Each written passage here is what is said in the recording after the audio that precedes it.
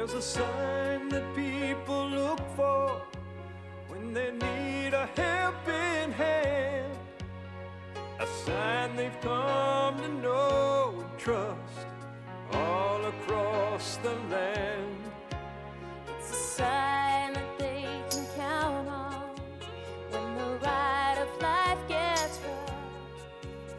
It's a sign that stands for quality, where second best's not good enough. That's why we're rising above, getting stronger every day, and we keep rising above, on top and here to stay. Big old tires and big old dealers, together all the way. Keep on rising, keep on rising, keep on rising, rising above.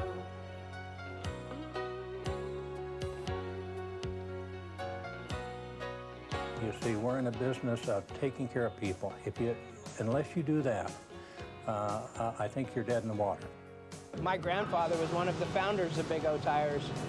So my whole life and my father's whole life, we've all been Big O Tires. So we're born and bred Big O, so we have a lot of pride. Our pricing has always been competitive at Big O. But now with the cost you less pricing, we're leaving the competition behind. We're actually lower priced for the same quality that you were getting before, which is the best tire made in America. That's why we're rising above, getting stronger every day, and we keep rising above, on top and here to stay. Big old tires and big old dealers, together all the way. Keep on rising, keep on rising, keep on rising, rising above. Yeah, keep on rising, keep on rising, oh, keep on rising, rising above.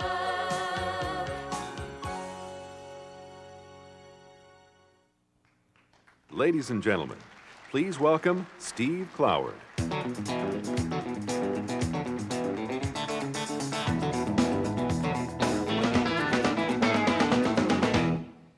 Good morning.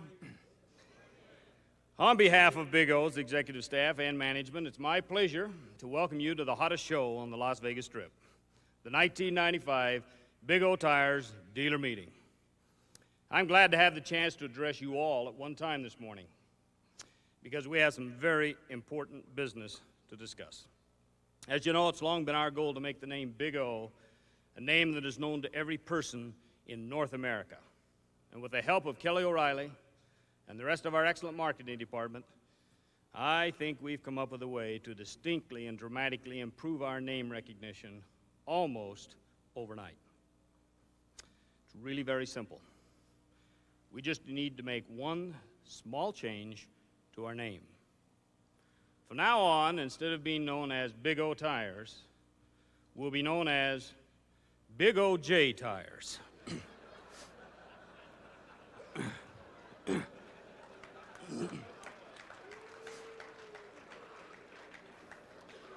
Now, we've already given some thought to our first television spot. It'll feature a slow-moving white Bronco on a Los Angeles freeway, pursued by a dozen police cars. The voiceover will say, Big OJ Tires, because the last thing you need at a time like this is tire trouble.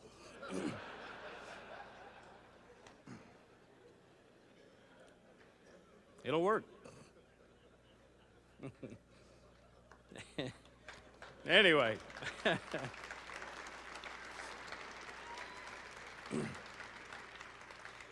We chose this year's convention theme, Rising Above, because that's exactly what Big O and Big O dealers are doing. We're rising above customer expectations by providing extraordinary service and superior value with Cost You Less, the marketing program along with the winning warranties. We're rising above past confidence concerns with a high, consistent level of quality that has helped the Big O name reemerge as a dominating force in the private brand marketplace. We're rising above a stagnant replacement tire market and slow growth economy with innovative products and programs that helped us reach record sales levels in the second half of 1994. And we're rising above a field of diverse and formidable competitors to lead the industry as North America's largest and fastest growing tire retailing organization. Now, on the other side of the Atlantic Ocean, there's another company that is rising above, a company very much like our own.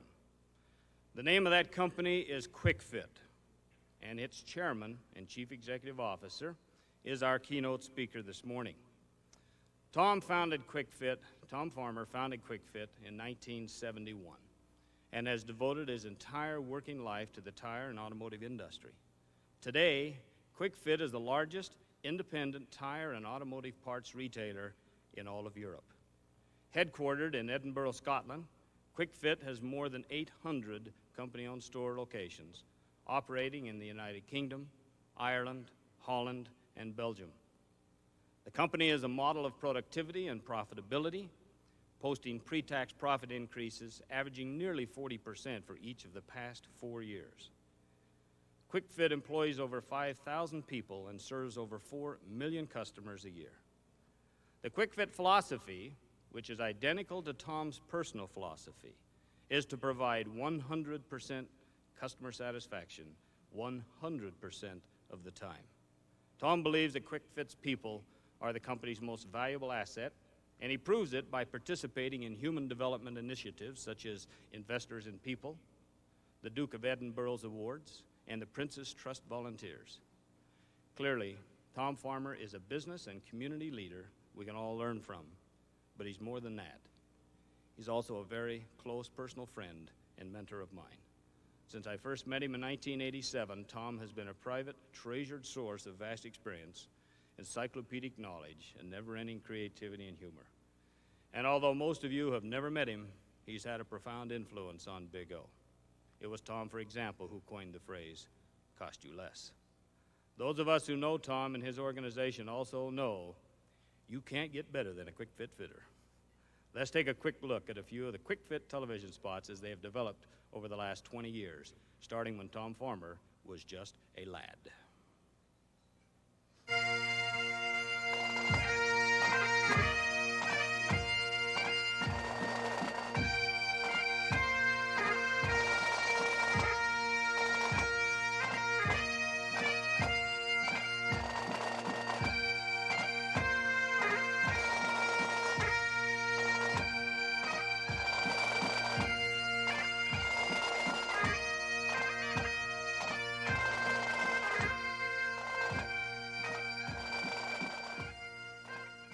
Edinburgh, the capital of Scotland. It was here in March 1971 that Tom Farmer opened the first ever QuickFit Centre. One of the world's most exciting retail success stories had begun. Today, QuickFit is Europe's largest independent automotive parts and replacement specialist with over 800 outlets throughout the United Kingdom, Netherlands, Belgium, France and Ireland. Over the years, the development of QuickFit's advertising has contributed to the company's growth with continuous and substantial support, creating highly effective, award-winning campaigns.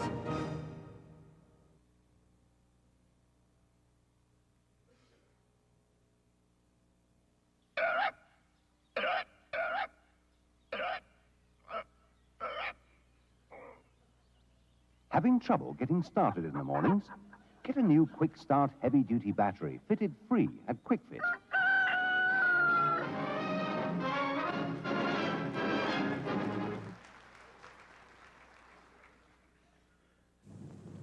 Worn tires are bad news. They bring endorsements, accidents. A Duff exhaust will fail the MOT and could get you fined. And worn shock absorbers are very, very dangerous. If you've got worn tires, a Duff exhaust, or worn shock absorbers on your car, you've got a choice. Either get them fixed or get it off the road. If you've any doubts about your car, Get round to Quick Fit fast. You're in your local paper. We save you more than money. Pay attention. Right, lovely boys, let us show the people what Quick Fit is all about. Ready, go! At Quick Fit, we use the most modern tire fitting equipment available. We stock thousands of the famous brand name tires, and all at the lowest possible Quick Fit prices. We take a lot of trouble so that you does not have any. Well done, lads. 16 minutes, 10 seconds. Not bad. Let's see if we can lose them 10 seconds. Ready? Give you a miles better service.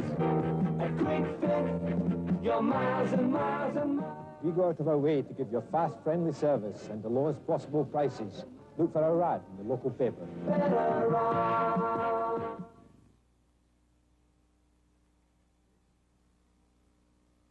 I've gotta leave old Durham town. I've gotta leave old Durham town. I've gotta leave old Durham town. Quick Fit Euro now have over 200 tyre and exhaust depots, covering just about every major town and city in the country. Except Durham. Sorry, Durham.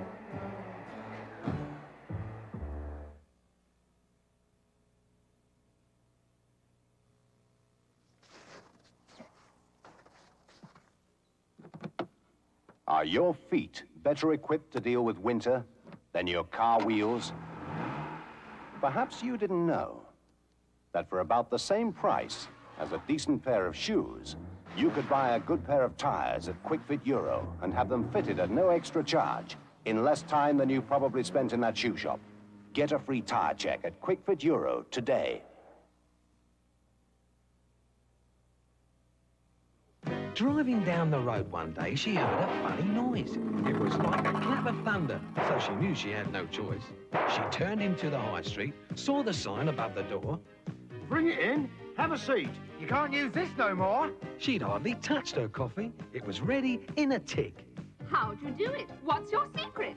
My word, that was quick. You can't get better than a Quick Fit fitter. You can't get better than a Quick Fit fitter. You can't get better than a Quick Fit fitter. We're the boys to trust.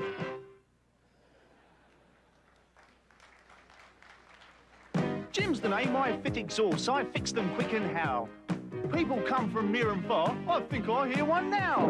Call what a blooming racket. Would you kindly step this way? I'll have a look at what's gone wrong. Oh dear, I say. That new exhaust Jim's fitting is as fine as you can buy. And what is more, it's guaranteed. That's just one reason why. You can't get better than a Quick Fit fitter. You can't get better than a Quick Fit fitter. You can't get better than a Quick Fit fitter. Jim's the boy to trust. I am a Quick Fit fitter. My mates, they call me Bob. Changing tyres with names like these has always been my job. I'll whiz right round a Datsun, a Jag or MGB. There ain't a lot that I can't do. I'll fix it right, you'll see. So if your tyres need changing and you want them in a flash, bring your car to Quick Fit. You could save time and cash. You can't get better than a Quick Fit fitter. You can't get better than a Quick Fit fitter. You can't get better than a Quick Fit fitter. Bob's the boy to trust.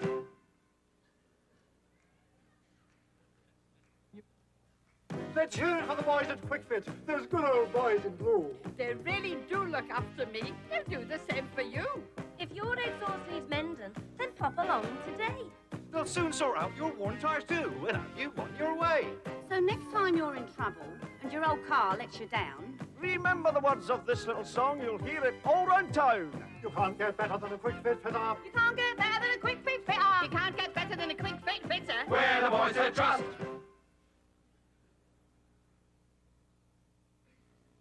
Every Quick Fit fitter has to go to school.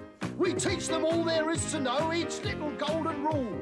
Our fitters have to be first class. Only the best will do. When they pass with flying colours, they're official boys in blue. So drive on down to Quick Fit. We're waiting just for you. Every product's guaranteed. You'll love their prices too. You can't get better than a Quick Fit fitter. You can't get better than a Quick Fit fitter. You can't get better than a Quick Fit fitter. We're the boys to trust.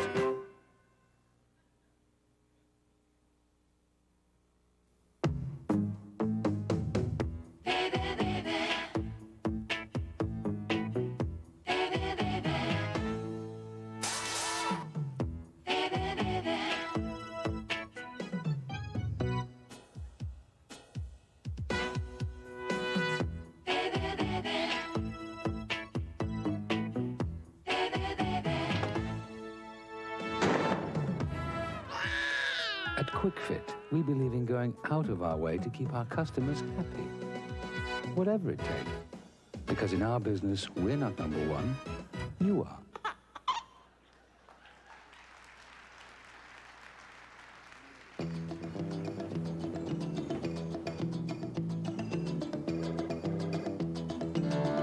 Good morning, QuickFit, Alan speaking. How can I help you? You may only need the rear silencer, Mr. Phillips. What do you think? The wheel alignment should be checked. All right.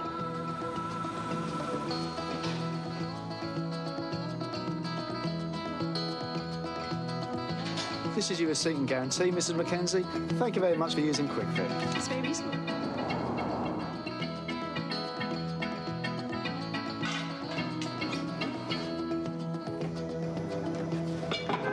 It seems to be pointing to the left of it. In that case, we'll do a free brake inspection for you right away. Everything's okay now. Okay, thanks very much. Your tyres are fine. You've still got a few thousand miles left on them. You can't get better than a QuickFit fitter. You can't get better than a QuickFit fitter. We're the ones to trust. Throughout these years, we have produced nearly 100 television commercials, and as you might expect, not everything has gone according to plan. QuickFit is in great shape. We service over 2 million cars every year. We supply and fit over 1 million car tires and 2 million exhaust pieces. We give a fast, professional and courteous service, and like Mobil, only supply the highest quality products.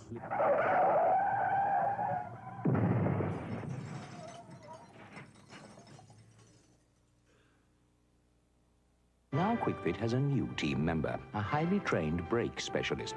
Qualified to work on virtually every make and model of car, they know your braking system inside out. We've called the service Brake Safe. It offers the highest standards of workmanship. It's available 7 days a week, and I know it's the most comprehensive brake repair service in Britain today. Brake Safe. Yet another good reason for stopping at QuickFit.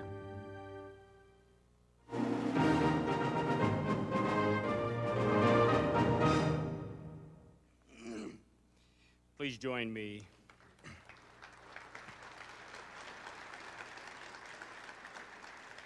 Please join me in welcoming Mr. Tom Farmer.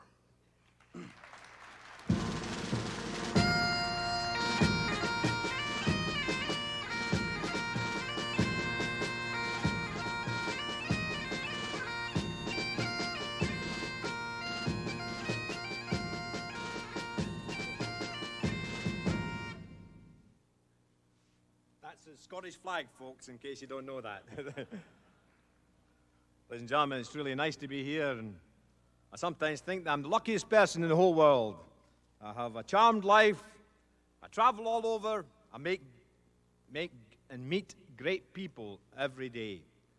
And to be here in Las Vegas, along with some of my fellow countrymen, on stage with like Engelbert and Tom Jones, etc. Let me tell you, it's a tremendous.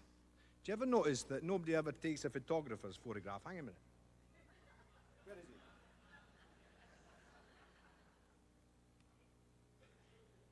Blast, it doesn't work.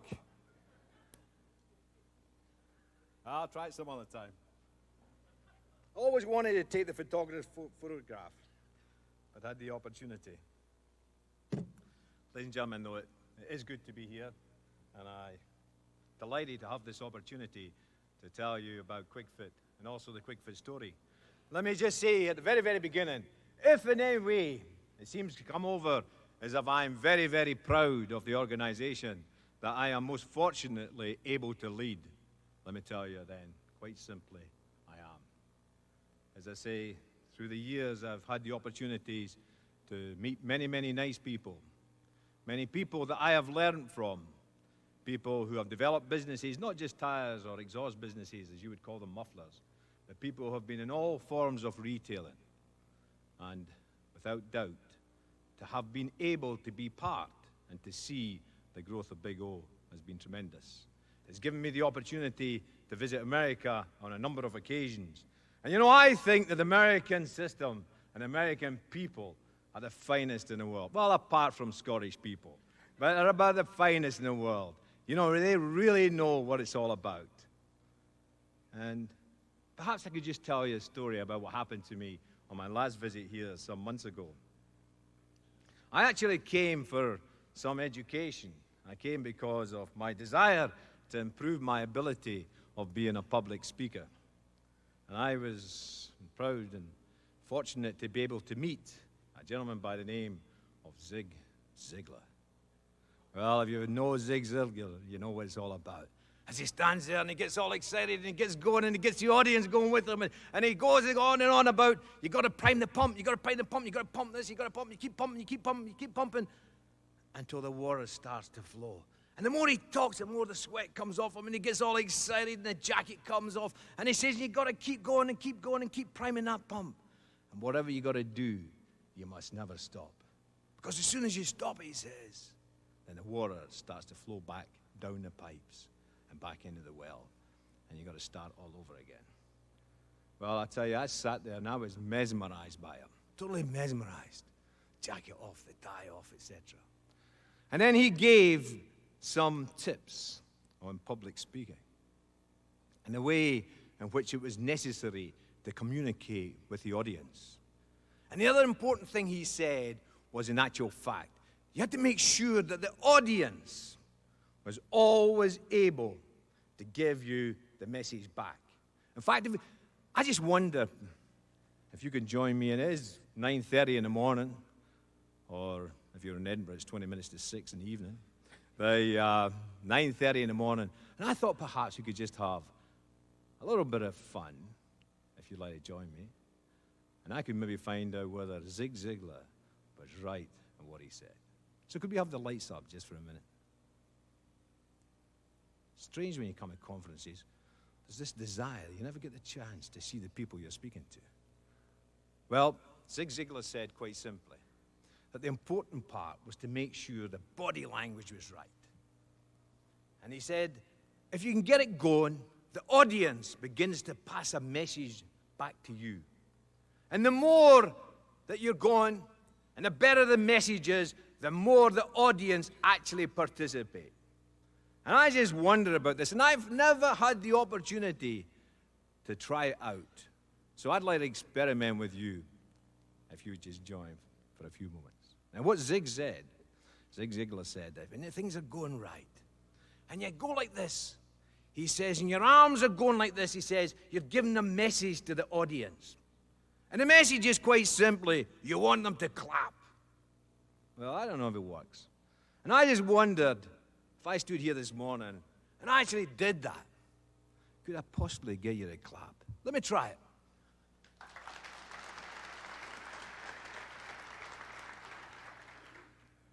Well, so far that worked. He then went on to say, and Tom, when it's really going, he says, you go like that. He says, and the next thing that happens, he says, the audience begin to actually cheer. So let me see if that would happen.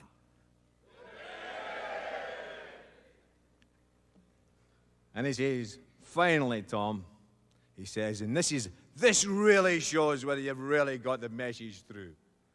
He says, you go like that. He says, and the audience begins to stamp their feet. He says, and that's real success. Let me try that.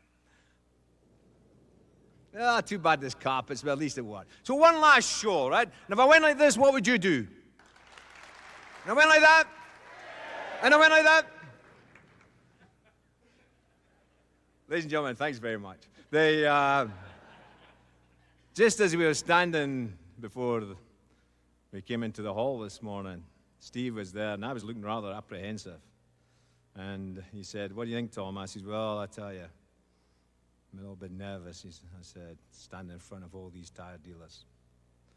He says, well, make sure, he says, you give them a good show. He says, these are very, very important people. So I thought about it for a while. I said, Steve, I'll tell you what I'll do. I said, I'll do my very best. He said, I'll tell you one thing. He says, if you can get them to clap, to cheer, and stamp their feet, he says, you'll really have succeeded. I says, I'll give you another one, Steve. I says, I'll tell you what I'll do. I'll get them to clap, I'll get them to cheer, and I'll get them to stamp their feet even before I even start. He says, if you can do that, he says, I'll give you $100.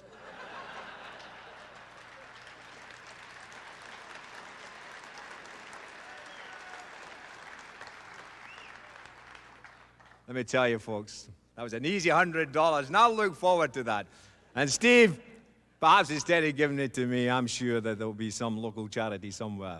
Perhaps you just give it to them. Thanks very much, folks. So, some charity is going to benefit, right, for $100 because you took part in a little bit of fun. People always laugh at me when they see me walking about with this carrier bag. Many years ago, I decided that I was getting fed up advertising people like Samsonite and all these other Gucci briefcases, etc. And I thought to myself, you know, for about 1 cent, I could actually advertise QuickFit throughout the world. So this is my briefcase, and of course the big wonder is, what do you actually have in it? Well, I never like to miss an opportunity. So you never know, as you drive along, you travel throughout the roads in the UK or in the continent, there might just be somebody there who's stuck by the roadside. So one of the things we insist on is that everybody in QuickFit must always go about with the tools of the trade. So I have mine, just in case something goes wrong. See a car, dark winter's night, got to pull it out and put the overalls on. Did have one problem, though. This new washing powder. I tell you, it's made a real mess of the overalls today.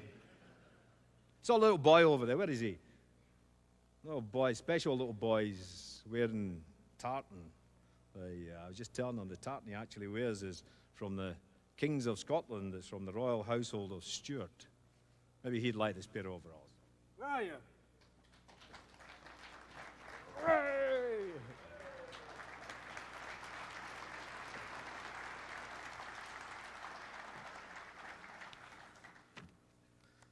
Ladies and gentlemen, as I've already said, it's great to be here. And it's great to have the opportunity of telling the QuickFit story. And let you share the fun, and it is fun, it's been great fun, that I have had, along with many, many colleagues, in building and developing this organization, which we're tremendously proud of. I have been in the tire business since the age of 14. And I'll leave you to try and work that out. But just in case you don't know, this year is the 40th anniversary of me actually joining the tire business. I joined a great company as a young lad, and I learned a very valuable lesson.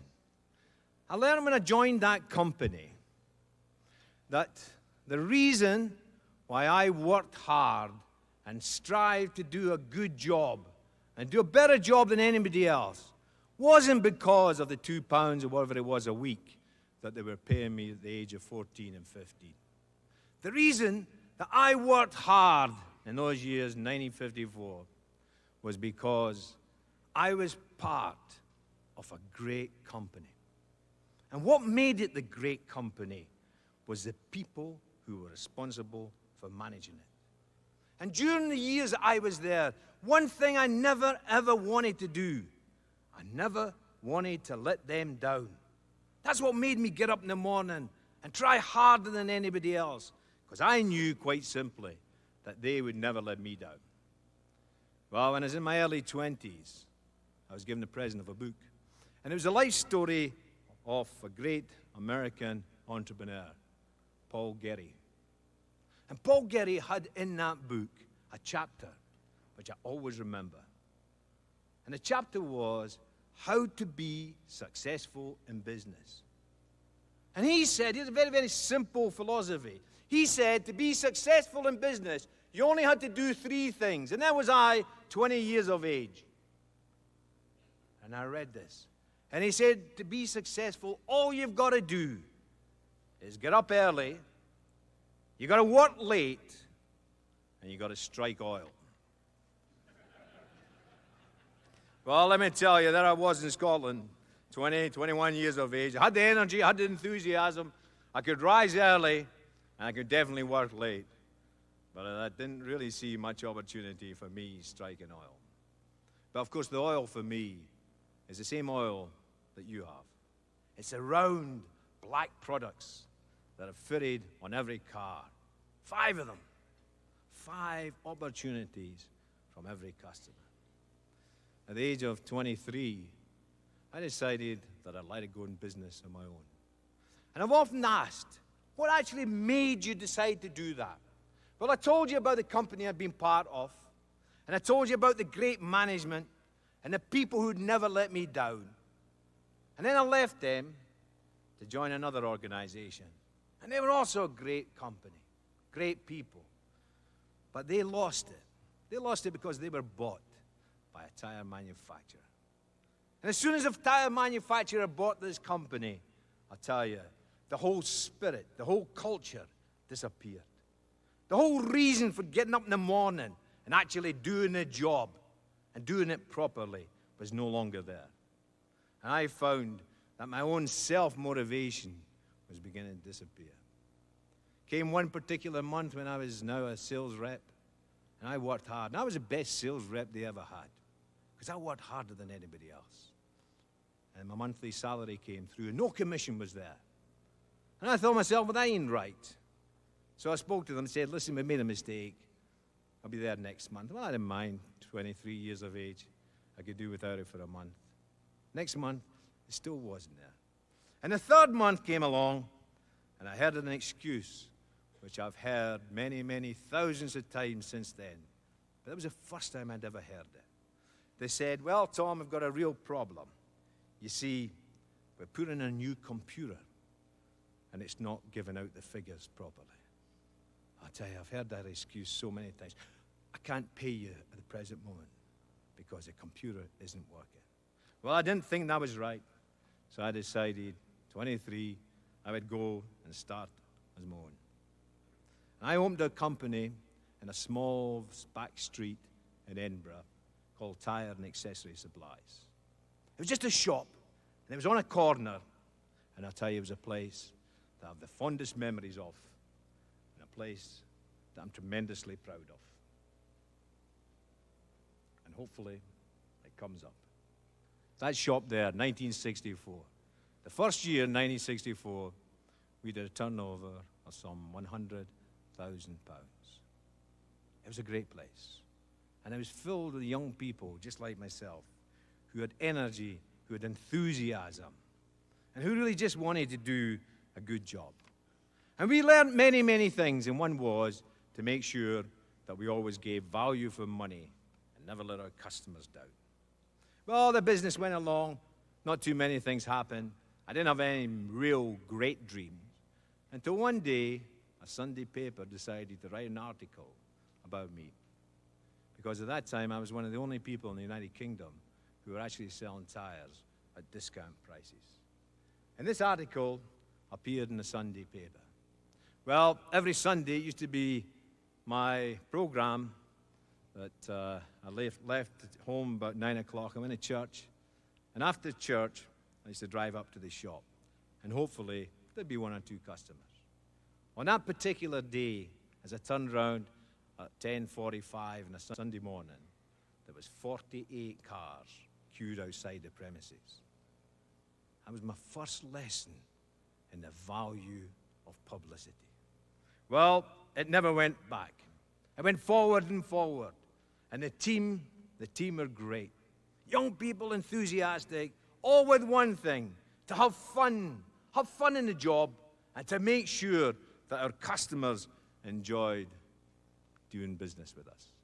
1968, well, something happened then that completely changed my life. I was approached by a relatively small company in London. They had about 17 sites then, and they wanted to expand, and they asked me if I would join up with them. Well, I thought about it, and I did join up with them.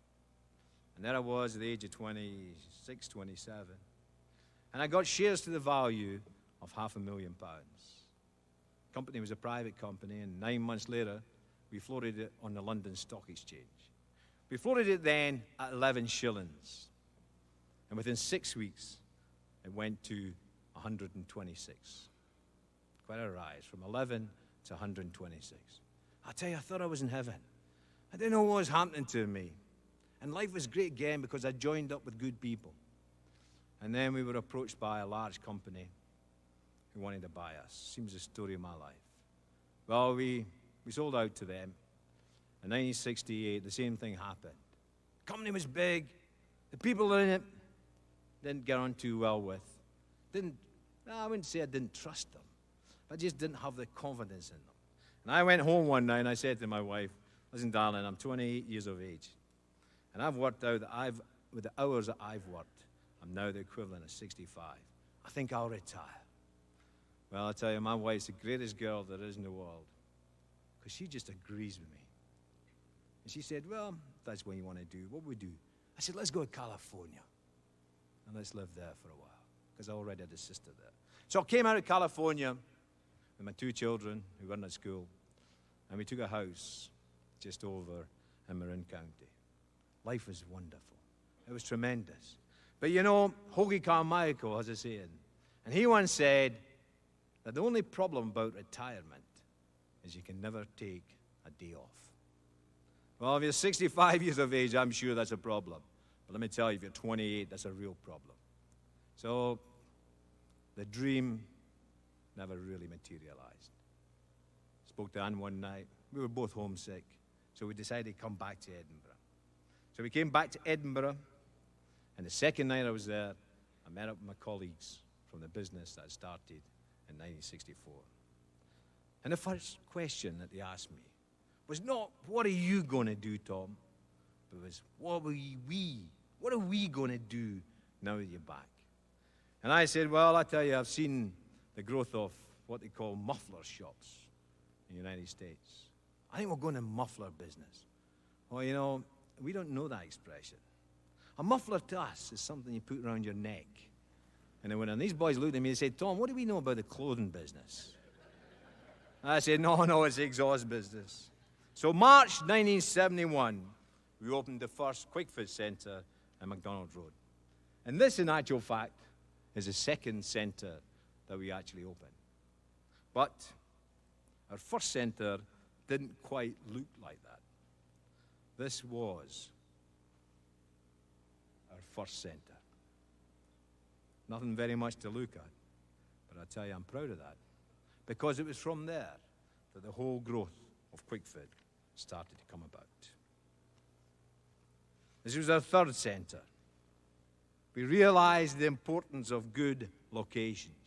Prime sites on major roads where the customers could see and get to very, very easy. And we also realized that we had to become part of the local community. Well, the QuickFit group, or the QuickFit story, began to develop. 1971 to 1979. It began filled with young people, with one thing, just like the Rocky film. We all had one thing in common, and that was we had the eye of the tiger. We wanted to do one thing every day. We wanted to be winners. We had the will to win. And if you remember in that film when Rocky lost the fight, and his coach looked at him and says, you know what's wrong with you, Rocky? You've lost it. You've lost the eye of the tiger. You've lost the will to win. Well, we had it. We were hungry for success. We were full of high energy. We were committed just to do the job properly, to make sure that our customers actually fell in love with them, especially if they were young girls. And we had the other thing as well. We had what I call a can-do attitude. 1971, when we started, we decided what we should do is we should try and write down in 1971 what the company would be all about. And there it was. We wrote it down 1971. We said at QuickFit, the most important person is a customer. And it must be the aim of us all to give 100% customer satisfaction 100% of the time. We've only made 2 changes to that philosophy. And we've introduced 2 words today. One is, we say now, it must be the aim of us all to try our best to give 100% customer satisfaction. And today we've changed the word satisfaction to customer delight. Because customers today in the 1990s who are satisfied, they haven't had anything extra. All they get is what they paid for. If I go to a restaurant, I stay in a hotel, or I'm on an airline, or whatever it is, and somebody says, well, Tom, I hope you enjoyed yourself and I hope you're satisfied. Only one thing goes through my mind. I sincerely hope I'm satisfied because, after all, you've got my hard-earned after-tax money. So we've got to do more than satisfy customers. We've got to delight them. In fact, we've even got to go even further today. We've got to change delight into dazzlement. But the basis is there, 1971, and it's as relevant today as it was in those days. Well, things went on. 1979, the business began to grow. And by the end of 1979, we had 52 outlets with a turnover of some 7.1 million. And we were then anxious to really expand. We had almost 50 centres. And our biggest competitor was in the south of England. It wasn't really a competitor, but our biggest company who could match us was in the south of England. And we concentrated on the north of England and in Scotland. Well, end of 1979, 1980, we approached that company and we acquired their 50 centres at that time for a figure of £10 million. So overnight, we went from 50 to 100. Oh, it was incredible. The feeling of power. That's what it was, power. We were a national company. There was nobody who could touch us. We were the king of the castle. And we were people looking for opportunities day in and day out. But I tell you, putting those two companies together, the QuickFit and the Euro, as it was called, proved a very difficult task. Because Euro was also a good company. And people in that organization actually felt let down because they thought their company had been sold out under them.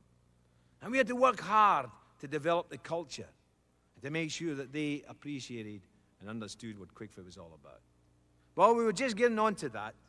And as I said earlier, we never ever did miss an opportunity. And I heard that there was a gentleman by the name of Fitzpatrick that arrived in the UK from Firestone. And I checked on Fitzpatrick, and he had been in Australia. And he'd been there 6 months, and Firestone, Australia, closed down. He went to Germany. He was there for 6 months. Germany closed down. He went to Switzerland. Switzerland closed down. He went to France. France closed down. And he's now in the UK. Firestone at that time, I had 180 retail outlets. One thing I definitely knew, Fitzpatrick wasn't an operator. So I flew down to London. I met up with Fitzpatrick. And after 24 hours, I agreed to buy the 180 Firestone centres. So there we are, 50 to 106 months, and now from 100 to 280 centres. And the problem was I never told anybody in the company that day I was going down to London because I never thought I'd actually end up buying them in 24 hours. So I had to come back and tell my colleagues that whilst they thought they had big problems with the 50 centres, they had even bigger problems because we now had not only 100 centres, but 280.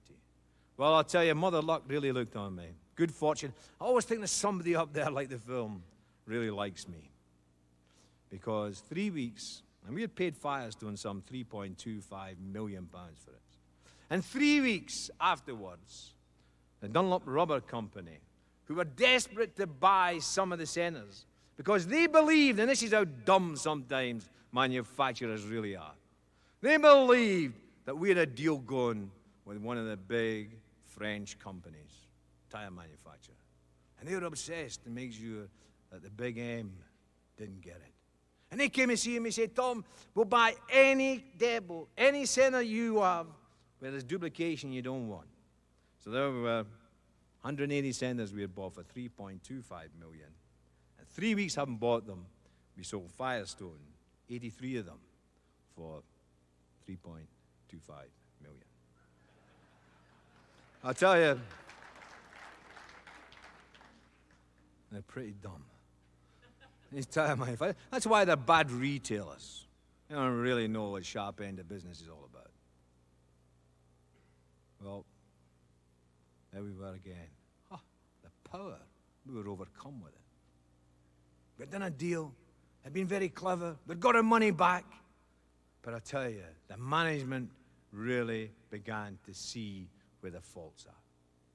We suddenly found out we weren't as good as what you thought we were. We believed we were the best.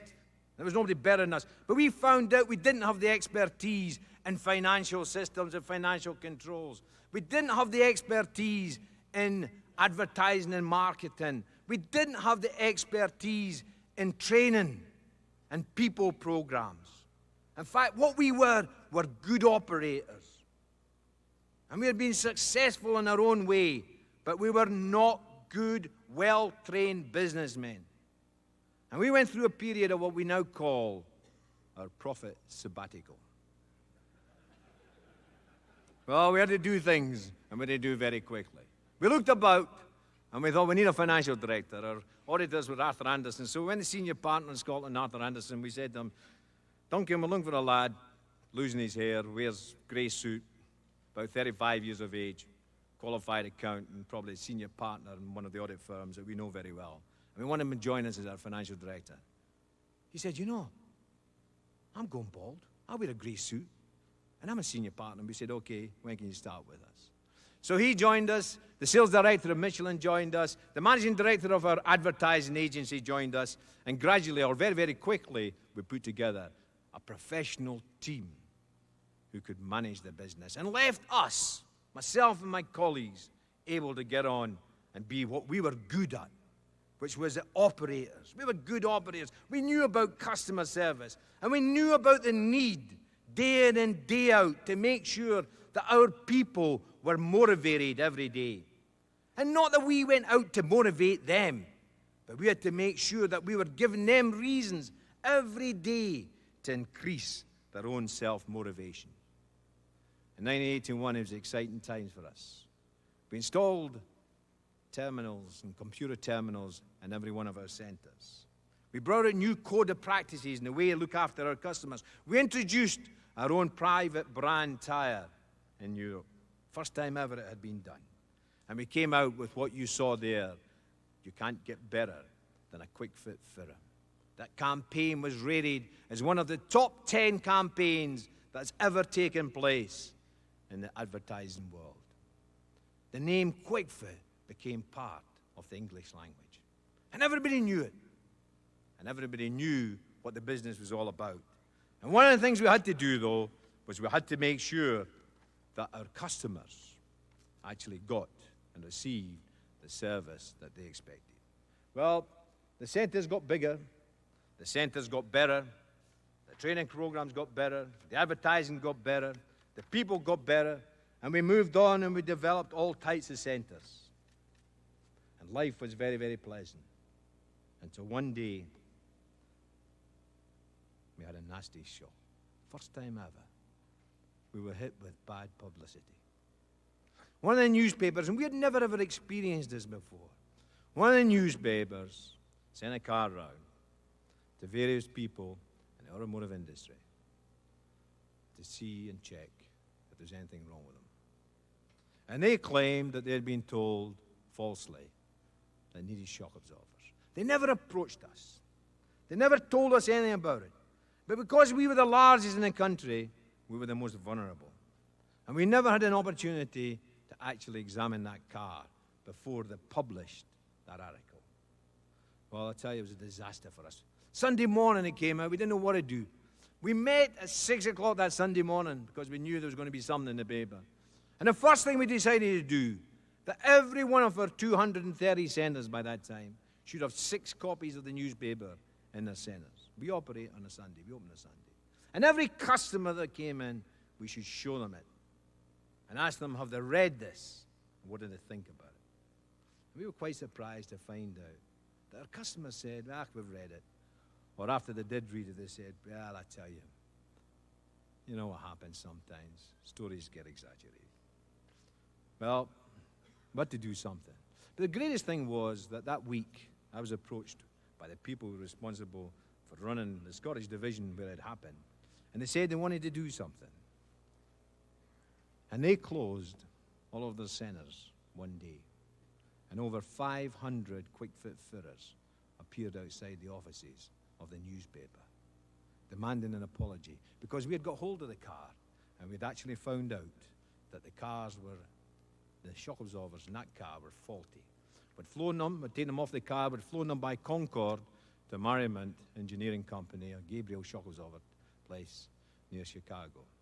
And they'd given us a report to say, without doubt, those shock absorbers needed replaced. And our guys were incensed at that, because they saw that their livelihood was in danger, that their company was in danger, and it was their company. And they wanted to make sure that people knew that they didn't like what was happening. It appeared on national television. They were there filming the boys as they stood outside the newspapers. Well, one thing it did do, it made us make sure that we looked at the company. And we had to find out what actually had gone wrong. And we found out in reality was that people had failed to communicate properly to the person who was driving that car. So we made changes in the company between 1986 and 1990. We brought out a new identity, trying to make the centres brighter and more comfortable. We brought out new initiatives involving road safety. We went very heavy into safety within the car. And we brought out a program where we issued baby safety seats, where the customer could buy a seat for £30, and when the child outgrew it, they could bring it back to us, and we would refund them in full the £30 that they had paid. People said to us, how can you possibly do it? Well, it's very, very simple. We were working on a 50% margin at £30, and we worked out as long as only 40% of the people brought it back, then we'd be all right. Around about 30% of the people brought it back. But what it did do, it suddenly raised the whole image of the company. And today, in the United Kingdom, there's approximately 400,000 cars at any one time driving with our baby seats in their place, in the back of their cars. A great initiative, and one that's all worked. We then approached the Automobile Association, who had some 7 million customers, and we worked with them to devise programs and have accreditation as an approved AA tire and exhaust retailer. Worked hard at it, and it worked. And the business then started to go on, and we overcame that bit of publicity. And it grew between the years, and we went from £83 million in 1986 to £158 million in 1989. And we then expanded overseas. We expanded into Europe. We went into centres in Belgium and Holland. We moved into Ireland, and we also went into the Republic of Ireland, in the southern part of Ireland. Life was very, very pleasant. It was almost like a dream. It was a dream that was all coming true. The company was getting bigger. Our customers were getting more pleased and more satisfied. In fact, all sorts of the good things were happening. But then, all of a sudden, it happened again.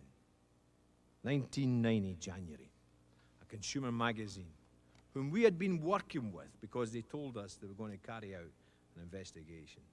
A consumer magazine surveyed some 125 places, and 12 of them got it wrong. They claimed that 12 of our centres advised them that they needed an exhaust system replaced, when in their opinion, it didn't. They refused to give us the survey, refused to let us see the survey, and on the 1st of January, or the 2nd of January, they actually leaked it to the press. Well, I tell you, if you ever want maximum publicity, do something on the 2nd of January, because nothing ever happens in the world on the 1st of January. And we were on every television station, every newspaper, every radio station. And the media, quite rightly too, from what they had been told, were able to take an advertising campaign and a slogan, one that said you can't get better than a quick fit fitter. And they were able to take one letter, and one letter only, the letter T, out of that expression, out of that claim, you can't get better. And remember, we had just spent some £55 million over the previous 5 years. 55 million, almost $100 million in advertising. And they took out the letter T, and what it said quite simply was not you can't get better, but it said you can get better. Well, we were devastated. We looked into it, we got a hold of the car, we had it all checked out very, very quickly. But that all took time, And what they say to themselves, well, what actually happened? How come those 12 centres never got it right? And once again we found out that the people responsible for speaking to the customer had failed to communicate. The others had got it right, 110 had got it right. But 12 had failed to communicate exactly what it was. They told a story that the customer didn't understand, and quite rightly too didn't understand, because they were told a load of nonsense. There was something wrong with the exhaust, but what they were told, the customer couldn't understand. We decided very, very quickly there was no point in arguing. There was no point in getting a big dialogue, because, you know, at the end of the day, we live in an industry where really our customers don't want to deal with us anyway. The people that come to your centres, to my centres, are of the same frame of mind. They're what we call distressed purchasers. They'd rather go to the dentist than bring their car into a garage or a centre for repair. They come in with apprehension. They wonder what's going to happen to them. They don't know what's wrong with the car, and they don't know how much it's going to cost. And the communications is so important at that particular time. You've got about 50 seconds to get it right. Interpersonal relationship today in any centre, any repair shop, between the person who speaks to the customer and the customer themselves is the most important thing that can actually happen. And we found out in those 12 centres there'd been no real interpersonal relationship. And in fact, in 4 of the centres, they'd given quotations without even examining the car. Totally against the code of practice. Well, we couldn't argue. We decided, what should we do? Well, we then took adverts in every newspaper throughout the country. We spent just over £1 million in 1 week in advertising. And we said to people, and the letter was from me, and we said, you may not have heard, and I doubt very much if anybody had not heard, but you may not have heard what happened when a car was taken into Quick Fit. And we'd like to tell you what exactly happened, and we'd like to tell you why it happened. And we said the reason it happened was very simple, because the Quick Fit fitters and the Quick Fit managers and the people responsible for leading and developing this team, this company, are human. And we make mistakes. And we can't guarantee that every job we do will be right every time. But what we can guarantee, if something does go wrong, you tell us about it, and we'll make sure we put it right, no matter what it costs. Well, that was a message that went out in every newspaper in the United Kingdom. We met up with almost 4,000 of our people over a period of 4 nights. We brought them together in locations throughout the whole United Kingdom. And I'll tell you, we communicated the message properly. We told them quite simply, if you don't get it right, you'll ruin this company. You'll ruin your job. You'll ruin your families. And if we find you're not doing it right, because there's times when you must speak plainly, we'll fire you. Make no mistake about that. But if you do put it right, if you do make sure every customer is satisfied, every customer is pleased with the jobs we do, then the future is tremendous. And we won't allow any one person to bring down this company, this organization. And we had everybody sign a code of practice and a commitment. And that code of practice is now part of the normal day-to-day Quick Fit business, and is signed by everybody who joins the company. We introduced a 24 hotline for customers.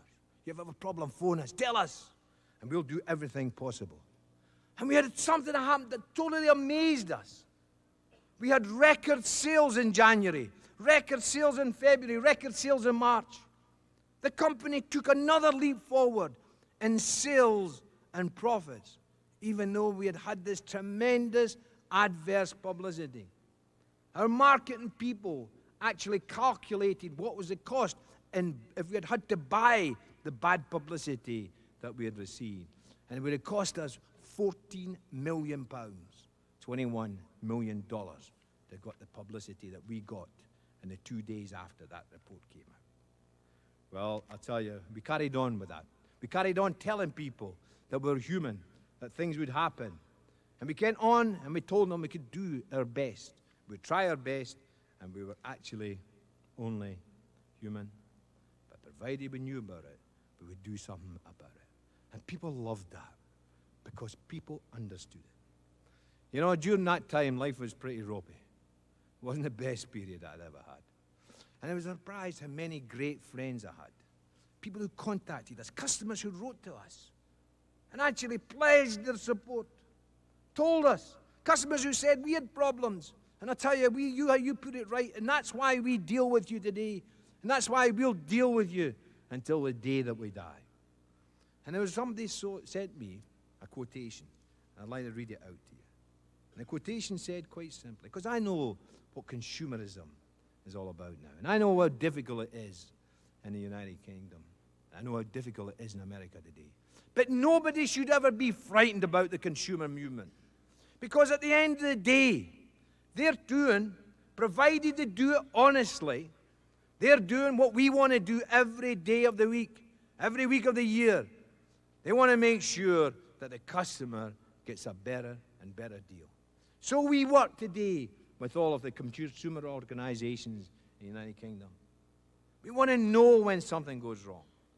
And I think often about the quotation that was sent to me.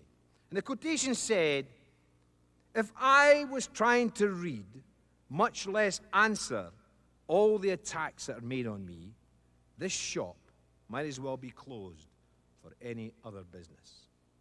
I do the very best I know how. The very best I can, and I mean to keep doing so until the very end. If the end brings me out right, what is said against me won't amount to anything. If the end brings me out wrong, then 10 angels swearing I was right will make no difference. That quotation was actually said by Abraham Lincoln. Ladies and gentlemen, I'll tell you, we've had good times, we've had bad times. Just now, we're having our good times. 1993, we changed satisfaction to delight. We're now changing delight to dazzlement. The expectations of our customers have risen. You and I, as customers, expect a lot more. We're customers every day of this week. And think about the things we would have accepted 10 years ago, which we no longer would accept. We just expect as a right and an entitlement. And we know if one retail organization doesn't give us what we want, or one hotel doesn't give us what we want, there's thousands more out there in the high street who are willing and desperate to get our business. You know, the competitive edge, just doing that little extra for the customer. Something you can't write down, but you can train and educate your people to do. That little extra is the difference of making sure a customer comes back to you day in and day out. We're busy now realizing the vision. We're in a new program. We call it Vision 2000. It's where we want to be in the year 2000. As you've heard Steve say, we now operate some 807 sites in the UK and in Europe. All company-owned sites. And that has tremendous advantages, and it also has disadvantages. Franchise organizations have advantages and disadvantages. We decided to go down the company-owned sites. We strive all the time with our 5,500 people to do better day in and day out. We monitor the standard every day. We were told quite clearly recently that we only had 0.01% customer complaint. 99.9% of our statistics in our market research said 99.9% of our customers were totally satisfied. Well, I don't believe that. I think there's something wrong. Our customers are not telling us the truth, or we're asking the wrong people. And we're out now to find out more and more. We want to know, we want to increase the amount of people who come on and criticize us. Because the more people who criticize, the more we know our own failings, and the more that we can do something to make us better and better.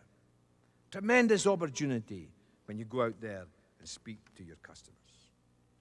Ladies and gentlemen, what's business all about? What's a tire business all about?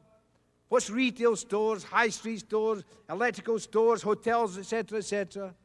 The businesses are quite simply about people. What we've got to do, ladies and gentlemen, is we've got to make sure that our people programs are looked after properly. That our advertising programs are effective and looked after properly. We spend many millions of pounds in training people, and we spend some $22 million a year in advertising. 2 years ago, we brought out the Cost You Less campaign. And as Steve has said and told me recently, he introduced it here in America. Well, what he didn't know in actual fact was we had copyright on that. And our lawyers are actually waiting outside here. They, not only to get hold of Steve, but I'm also pleased that we've also got 350 franchisees that we can have a go at as well. But I think that perhaps the claims will be bigger than even the sales and the profits of next year. No, but seriously, folks, we brought the Cost You Less campaign. It worked.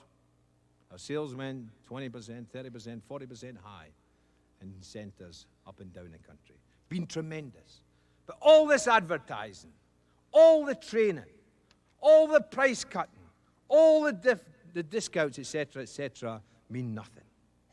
We want to do one thing, and one thing simply. We want to be like Tina Turner sings. We want to be simply the best, better than all the rest. And we can do it only one way, ladies and gentlemen. We can only do it by making sure that our people, and you have to do the same, you've got to make sure that your people are highly self-motivated and know and understand how important they are. Too often people in our organizations or businesses, the lad who fits the tires or the girl who fits the tires, the person who's a manager or the clerkess in our offices, they think to themselves, they're only a small cog. But remember, on the space shuttle, it's a small cog, which is a most important cog, because that's what drives the big cogs. We've got to make sure that our people know that. And we do that by training and also educating and making sure they realize how important they are. Business, ladies and gentlemen, business isn't about buildings. Business isn't about computers.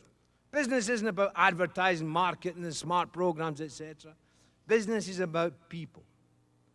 People need to be looked after. People need to be listened to. People need to belong.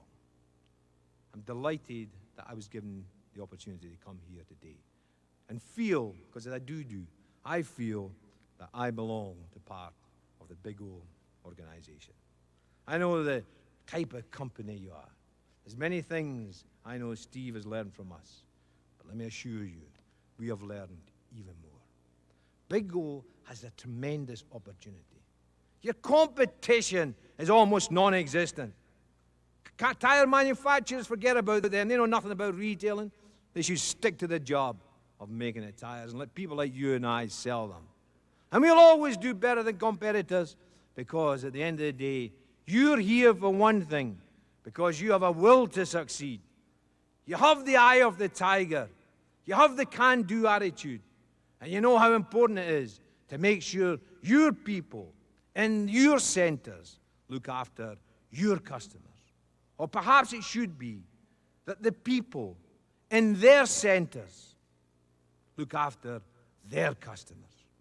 Ladies and gentlemen, I said that people is what makes up the business. People need to be looked after, I said. People need to be listened to, and people need to belong. I hope you've enjoyed the Kwik Fit story. I thank you very much for having me here today. And most importantly of all, I thank you for listening to me. Thank you very much.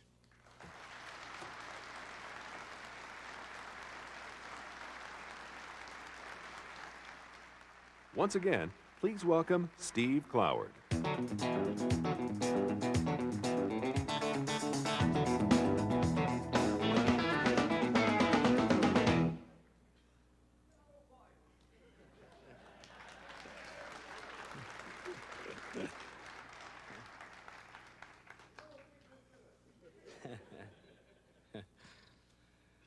Tom, thank you very, very much. I'm telling you, that's a message that we've been uplifted and we've been educated.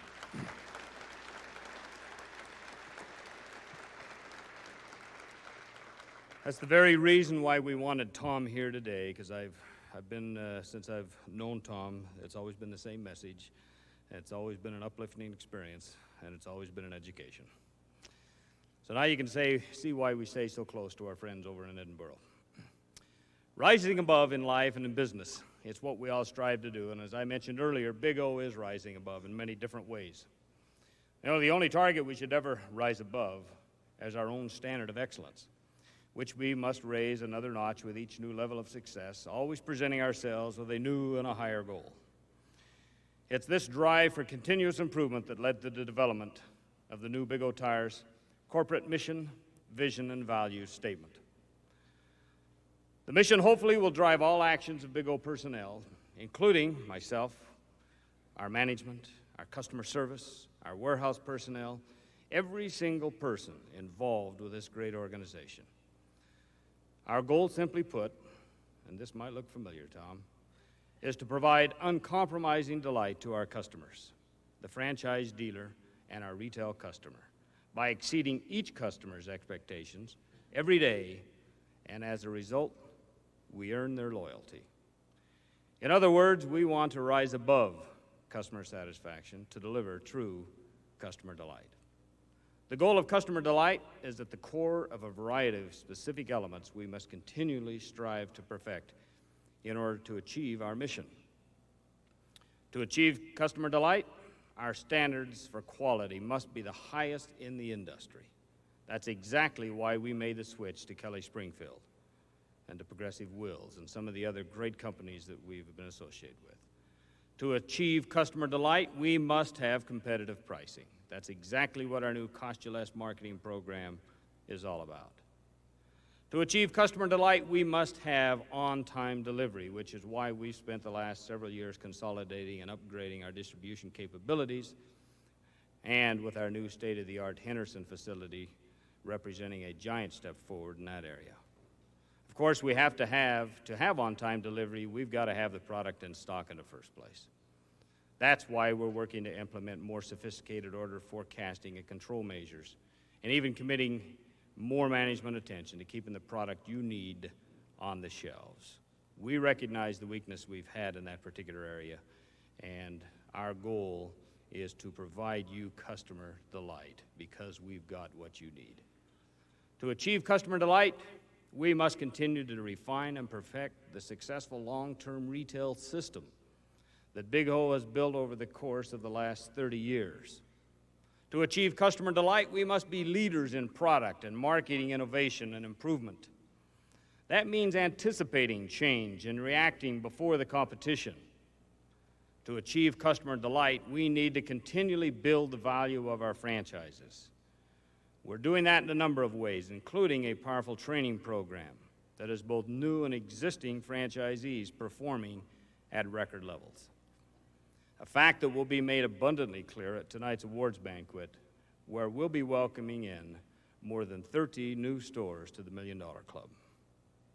And finally, to achieve true customer delight, we need rapid growth in revenues and earnings for the company, but more importantly for the dealers. The reason is clear. The higher your revenues, the more you can afford to do for your customers. The higher the company's revenues and earnings, the more we can afford to do for you. Each of these elements plays an important role in achieving our mission of providing customer delight. We should all keep in mind, however, that achieving a mission requires a long-term commitment. Customer delight is not a light switch that can be simply turned on or off. It can't be accomplished overnight. It's something that comes with commitment, with communication, with follow-through, day after day, year after year. Of course, while our mission, vision, and value statement is new, the central message is not. Big O was founded by a group of visionary entrepreneurs who practiced these same values and made the customer their number one priority from day one. It's really just common sense. You don't have to have a nice building to go into business. You don't have to have a slick advertising campaign. You don't really even have to have employees. You don't even have to have a product, I guess. All you really have to be in business is a customer. That says a lot about who we're really working for, who our boss is. For Big O Tire dealers, it's the retail customer. For Big O Tires Incorporated, it's you, the dealer. So as we head into 1995, you should know that each Big O corporate employee is going to receive the message. They will be working with a single goal in mind, and that's to provide you and your customers with uncompromising delight by exceeding your expectations every day. As most of you know, Big O became the focus of some unwanted attention in 1994 when a group of our shareholders successfully lobbied for us to pursue a buyer for the company. Some of the ensuing marketing efforts and potential bidders served as a catalyst to spur both the dealers and management to consider actions and alternatives. Our attempt to deliver the ownership of the company into the hands of the dealers, management, and our ESOT employees was not successful. And that is a very discouraging result, and one that I and the rest of the management team wished we could undo. There have been some very positive things, however, that have come out of those efforts, including the formation of the Dealer Trust that many of you will hear more about tomorrow. A special committee comprised of dealers from each region representing the common interest of Big O dealers nationwide will make up that trust. The trust will give one voice to the concerns of all dealers relative to the acquisition of the company, the preservation of the Big O system, and the programs that we are so fond of and that we need so badly, and the needs, and it will help to ensure the needs of the future success of our system as we know it. Management has elected to move forward in its effort to take the company private. Our goal is to eliminate the distractions that are so counterproductive to the ongoing success of this organization, and to find the best way to address the conflicting needs between dealer and our shareholders. The result, we feel, will be a company more able to respond to dealer needs, one more committed than ever to the long-term success of Big O. But even with all of these distractions that come with a potential change in ownership, we had a banner year in 1994. In fact, after a somewhat lethargic start, 1994 turned into one of the best years in Big O history. On July 1st, the company passed on to its dealers the largest price decrease on Big O brand in the company's history. On August 1st, we implemented our new marketing plan, including the cost-you-less strategy at the retail level. We gave you the ball and you ran with it right into the record books. Let's take a look at some of the key sales figures for August through December of 1994 versus the same period in 1993. From August through December of 1993, we moved 839,208 units. For the same period in 1994, that figure was 978,732 units, a 16.6% increase in units. Much of that increase came in the fourth quarter after the new programs really had a chance to build some momentum. To be more specific, in 1993, we had total fourth quarter sales slightly in excess of 450,000 units. But in 1994, during the fourth quarter, that jumped to 550,000 units, a 20% increase and nearly triple the industry growth. Gains in the all-important Big O brand sales were even more impressive. In the fourth quarter of 1993, we sold just under 300,000 Big O brand units. But in 1994, we increased that to almost 400,000 units, a 33% jump, and it helped move our Big O balance of sale back to more profitable levels at retail. One of the critical measures of retail success is found in the comparison of units per store. As the graph shows, the increases have been very impressive since the kickoff of Cost-You-Less, with an increase of over 20% in the fourth quarter. And as you would expect, the more profitable Big O sales also registered some major gains with an increase of more than 23% in units for the same period. That's on an average per store basis. Looking at the figures for 1994, it's easy to see why we chose the theme Rising Above. Now let's take a look at what we can expect for 1995. At last year's convention, we introduced more new products and dealer support programs than at any convention in Big O history. We also announced a series of new partnerships and strategies designed to improve dealer profitability. This year, I'm proud to say, we have much less to announce. Why am I proud? Because in this case, less is more. For instance, we won't be announcing a new supplier of Big O brand product. We won't be announcing a new supplier of ProComp wheels. We won't be announcing a new major brand supplier. After 8 years of hard work and dramatic change, On an annual and sometimes daily basis, we finally reached a point where Big O can begin to employ the stability of a true world-class company. With all the uncertainty surrounding the company's possible sale, you might think it's odd for me to be talking about stability, but the fact is that's exactly why so many people are interested in Big O. It's always the prettiest girl who gets asked to dance. And with the changes that we've made in the last few years, we've become an absolute knockout. Everybody wants to dance with Big O. It wasn't easy getting here. Just think about all the changes we've been through in the last few years and how far we have come. We've undergone a massive restructuring of our distribution system. We've implemented a company-wide image and merchandising makeover.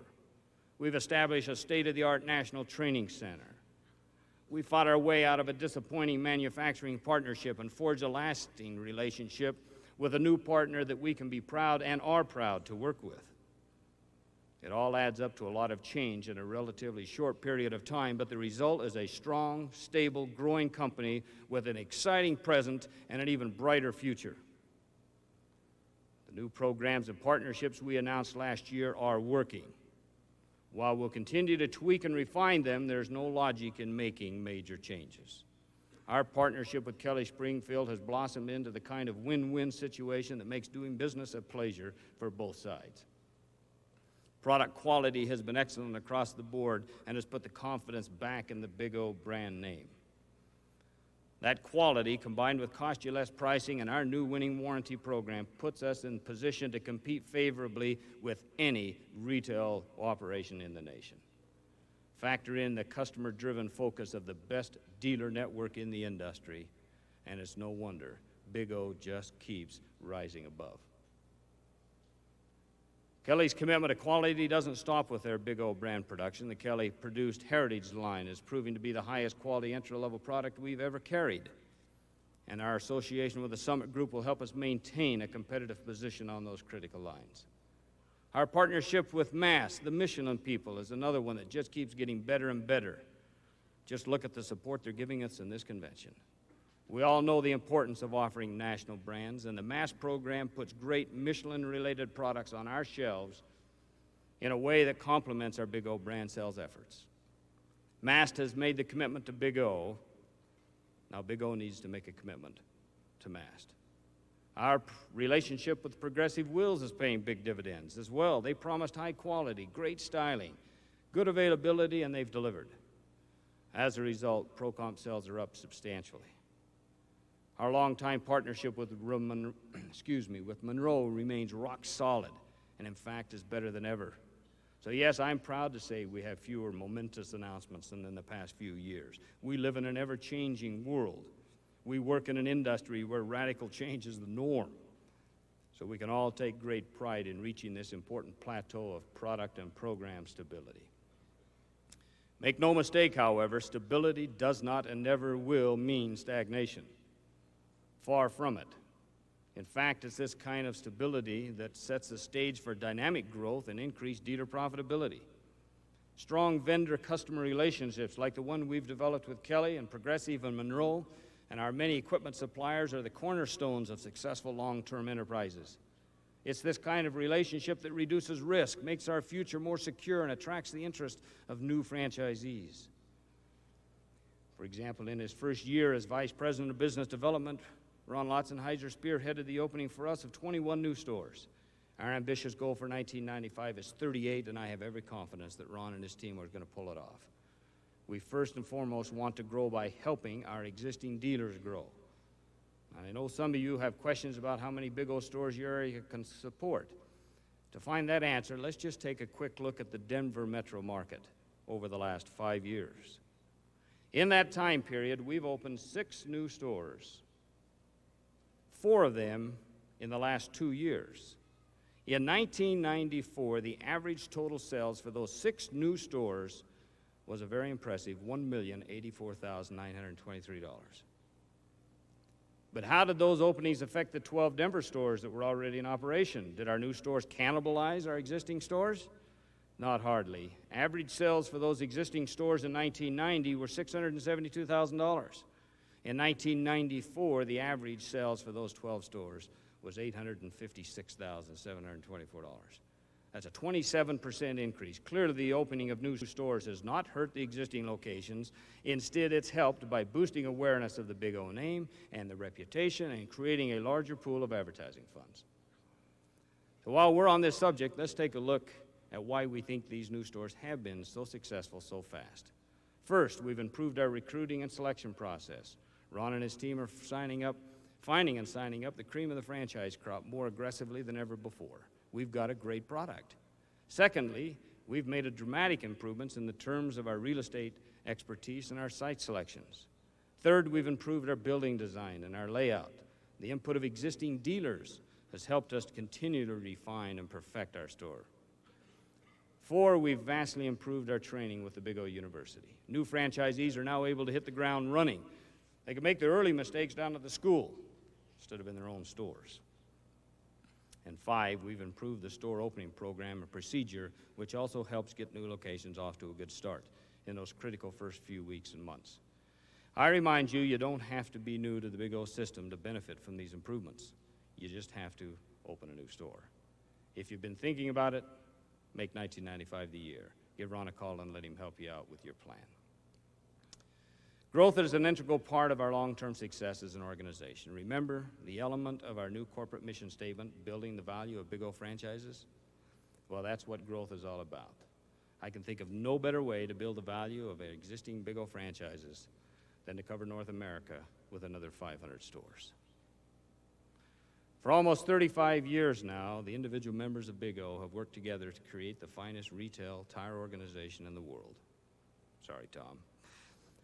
That's exactly what we've done, and that's the reason we're rising above.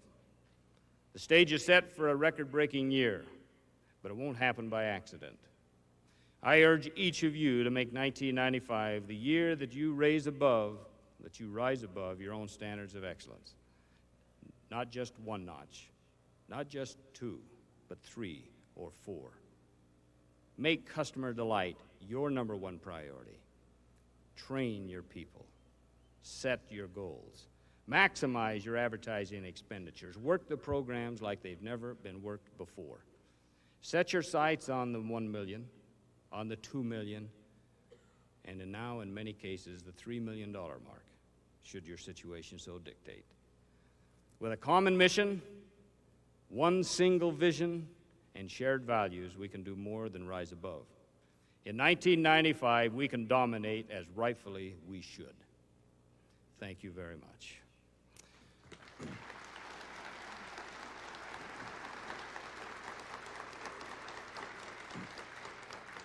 We're going to make a short break. We'll see you back here in 15 minutes.